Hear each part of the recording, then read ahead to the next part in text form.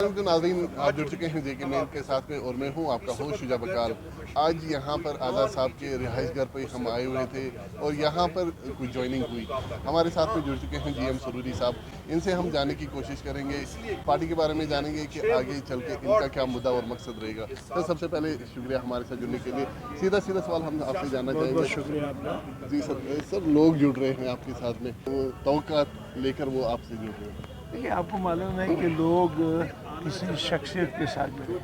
2014 से 2023 तक जो तबाही और बर्बादी बीजेपी ने इस रियासत की जो किसी भी तरीके से आप देखिए कि अगर मज़हब को हम देखें, हमारे दाऊदी साहब हैं, हमें मुश्ताक साहब हैं, हमारे आलमी दीन थे, वो दीन की बात कहते थे, वो काल अल्लाह काल रसूलुल्लाह सल्लल्लाहु अलैहि वसल्लम की बात करते। उमर फारूक साहब हैं, आज हौसला से कहते, वो हौसला उनके घर के सामने फौज लगी हुई, उनको बाहर किससे मिलने नहीं देते, आने नहीं देते, जाने नहीं देते। हमारी हिस्टोरिकल मस्जिद कश्मीर की यहाँ आज बंद है। कभी क्योंकि उनको वाज़ बयान वहाँ करते थे, वो अल्लाह की और रसूल पाक सल्लल्लाहु अलैहि वसल्लम की बात को दुनिया को सुनाते थे, लोगों को रास्ते में लाते थे, वो कोई गलत बात तो नहीं कहते थे। और उनको अंदर किया गया, ये बहुत ही हद तक आमेज बात है। फ़ौरन इनको छोड़ना चाहिए, इन दीनी उलमा को, दीनी रहनुमाओं को छोड़ देना चाहे, ताकि वो दीन की बात करें। वो कोई पॉलिटिशियन नहीं थे, वो पॉलिटिकल मैनेजर से किसी को खतरा होता।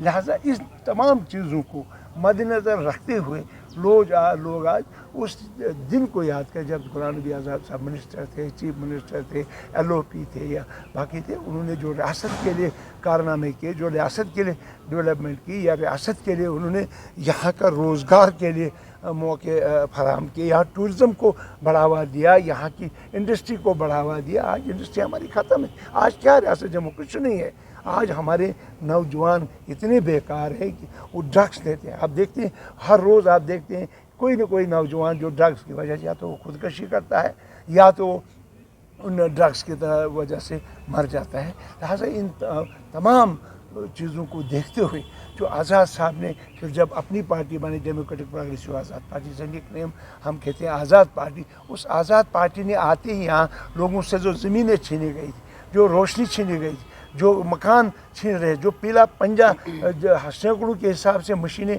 दिल्ली से ला के यहाँ के मकानों को उजाड़ दिया। यहाँ देखिए बठंडी में 10 करोड़ का मकान उन्होंने उजाड़ा, और भी मकान ठाठरी में, बहुत सारी जगहों में, बानाहाल में। लिहाजा उसको हमने पूरी रियासत में एजुटेशन की, प्रोटेस्ट किया, और उसके बाद वो होम मिनिस्टर के पास गए, गवर्नर को लिखा, तब जाके वो बच गए। उसके बाद राशन की बात आई, उसमें भी हमारी पार्टी ने कश्मीर में लाल चौक में धरना दिया, हर जगह कश्मीर में, पुंछ में, राजौरी में, रियासी में, किश्तवाड़, डोडा, हर जगह करने के बाद हम अब ये राशन भी बढ़ गया।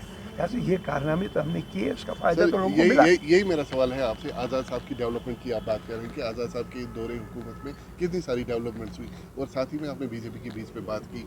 तो बीजेपी का मानना है कि 2019 के बाद में जब से आर्टिकल 370 एब्रोगेट किया गया, तो यहाँ पे डेवलपमेंट्स बहुत सारी हुई, लोग जुड़ते गए। तो इन सब चीज़ों को आप कैसे देखते हैं?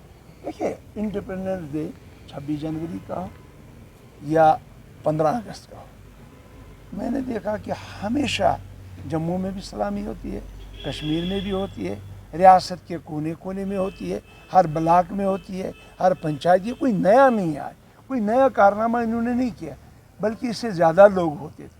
इसमें कोई शक नहीं कि लोगों ने कभी मना के लोग आते हैं। लोग ये है कि वो इस मुल्क की अखंडता एकता को कायम रखने के लिए, इसकी शान बानान को कायम रखने के लिए लोग आते हैं। और हर हमेशा की तरह आज भी सलामी दी गई। कौन सा नया कारनामा इन्होंने किया?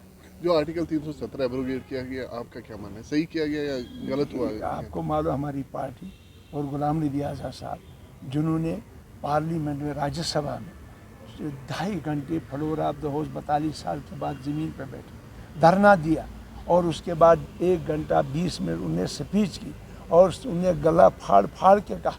उन्होंने ये भी कहा था कि अगर मोदी जी गुजरात को यूटी बनाएंगे, मैं मानूंगा।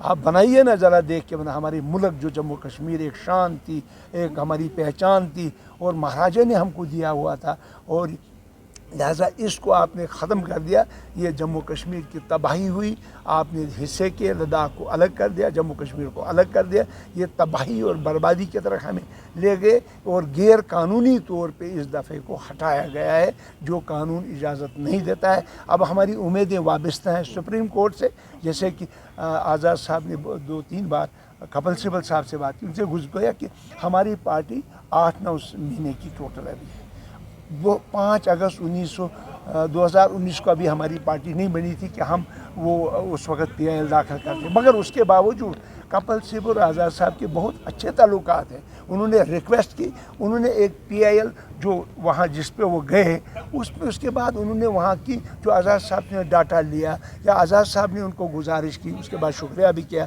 جس طرح سے انہوں نے ایکسپلین وہاں قانونی طور پہ ایک پوائنٹ کو وہاں ڈسکس کیا، میں کہتا ہوں ہم بھی اس کا شکریہ کریں، اور اب ہم چاہتے ہیں کہ سپریم کورٹ دیکھے کہ جو غیر قانونی طور پہ کانسٹیٹیوٹ اسمبلی ہی طاقت رکھتی تھی، وہی قانونی طور پہ ہماری ریاست یہ اس دفعے کے بارے کو جب وہ ختم ہو گئی، اس کے بعد اس دفعے کو توڑنا میں کہتا ہوں ٹھیک نہیں تھا۔ ہمیں امید کرنی چاہیے کہ سپریم کورٹ اس کو ہمارے حق میں فیصلہ کرے اور 370 اور 35 ہمیں واپس ملے۔